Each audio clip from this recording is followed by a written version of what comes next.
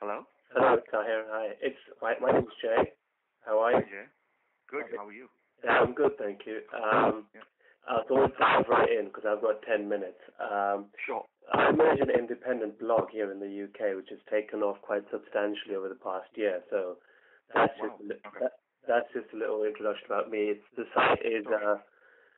BollyBrit.com. That's BOLLYBRIT.com. Cool. I'll check it out. Cool. And so I'll dive straight to the questions, basically. So I Yeah. started this earlier. So Mardaani came out last week, and it's quite a dark film, and your character is quite sort of manipulative and to an extent quite twisted. Did you have any apprehensions while doing that part? Because you want to obviously make a conventional debut where you're like a romantic hero and stuff. Are you scared that you might get typecast or something? For sure. I mean, there were initial apprehensions because, like you said, it's a dark part. But I've been struggling in Bombay to be a film actor for about 4 years. So when a banner like YRF and when Pradeep Sarkar offered a film, I was in no position to have second thoughts about it. So I just said I'm going to give this my best shot and make whatever the best I can out of it. My biggest worry was that after seeing the film, girls were not going to like me after it released. Yeah. But I was really surprised when, after the film, it's the girls who ended up liking the part the most. They've come up and said that we hate the character, but we love the performance, and I think that's the biggest compliment from this film for me. And it is really dark, but also the gray area and the fact that he was a little twisted made him interesting to play as a debut. Right. Okay. Yeah. Cool. Thank you. Do you want to tell us a bit about your background? Because you're quite a relative newcomer. Like you said, you were struggling for 4 years. So Yeah, what's that's your right. background? For sure, I come from a middle class Indian family. My father used to work with the Indian Air Force, and I've basically moved all over India. I've never stayed in one school for more than 2 years, so I've grown up all over India. But I am from a Delhi family. That's where I'm from originally. I started acting at my age of 15 with Barry John. He's a renowned acting coach in Delhi. And I moved from there to a television production house in Delhi.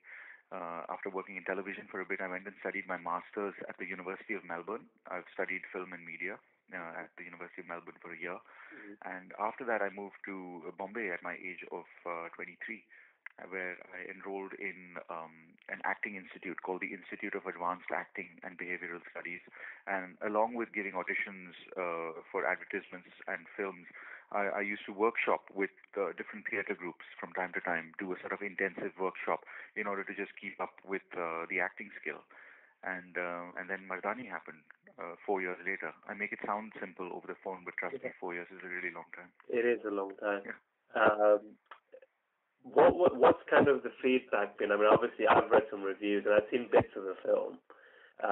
What's the feedback been? I know you obviously have. What was more important for you? Was it like critical appreciation or to be appreciated by the masses? Because these days, obviously, it's the commercial aspect that's obviously more important that I find in Bollywood. So Sure. I also like the fact that Mardaani cannot be slotted in a film like that. It's not entirely an art film that tries to be too out of the box, and it's not an all out. Just a sec. Just hold on. Yeah. Sorry, I was saying, I like the fact that Mardaani doesn't fit into a slot. Like, it's not an art film that's trying to be a festival circuit film, and it's not an all-out commercial film that has item numbers and is trying to, be one of those films. It is something in the middle. It's a film that entertains because it's a crime drama and it also has a social message.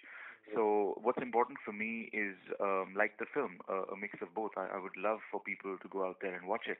But also, since it's a debut, I need for people who take acting seriously to say that it's a good part. And so far, we're looking good on both fronts. So it's an ideal situation, and I hope this week continues to be that way. great. And has anything sort of come out on the back of that? It's only been 5 days, man. It's really too soon to comment on what's going on at the moment. There are a number of people who've taken notice, a number of senior people. So that's a great thing. But it's too soon to say this is what I'm doing next. Okay.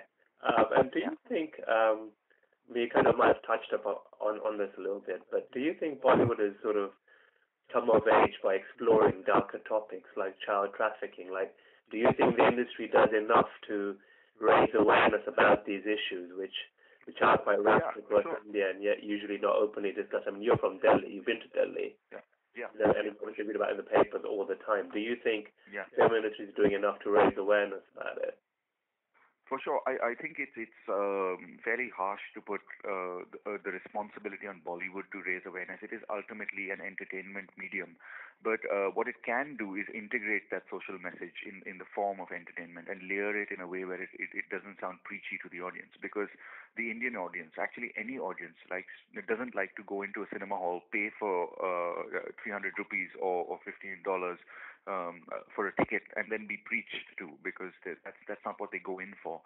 But definitely there is that crossover where they're making films which are around social issues, but also entertain the audience. And it's great to be making a debut at a time when someone with an educational background can be taken seriously in an acting circle. And it's good to be blessed with the kind of look and the kind of life experience where you're malleable to the role of an anti-hero, or tomorrow, if need be, a romantic hero, or a completely gangster part. So it's great that the audience is taking chances with films and filmmakers are making use of that. Great, thank you. You had Rani Mukerji as your co-star, who's obviously a very established star, and Yash Raj is kind of is a home banner. Were you concerned that you might not get enough footage in the film, or were you afraid you might get overshadowed by her? Overshadowed, yes. I wasn't concerned, but it helped me up my game a little bit, because I knew that in order for this film to work, my character needs to be equally impactful, and the audience needs to feel as threatened by his presence as they do protected by hers. So that was definitely a cause for concern. I had read the script and had a number of meetings with the writer and the director, so I was never concerned about my part being edited out, because it's a chase film, so the protagonist and the antagonist go hand in hand. If you removed any parts or any of Rani's parts, my part wouldn't make sense, and any of my parts, if they were edited out, then hers wouldn't fit in together. So I knew that, in a sense, the story protected my part, so there was never any of that insecurity at all. Great. And what was she like as a co-star? Wow, that was definitely, it was scary as first, but a lot of credit goes to her for making me feel comfortable on set, and she would give me my due as an actor. She even, in fact, came up to me and said, if you ever want to rehearse, or if there's something you're uncomfortable with doing, please don't be afraid to ask. So I was never made to feel like a newcomer, and a lot of what people are writing about today is that confidence that comes across because of not being made to feel like an outsider on set. Great. And what's have sort of Yash Raj films got any further films in the pipeline for you? Is that too early to say? Again, it's too early. I know I'm on an exclusive contract till the end of this film, which is till September.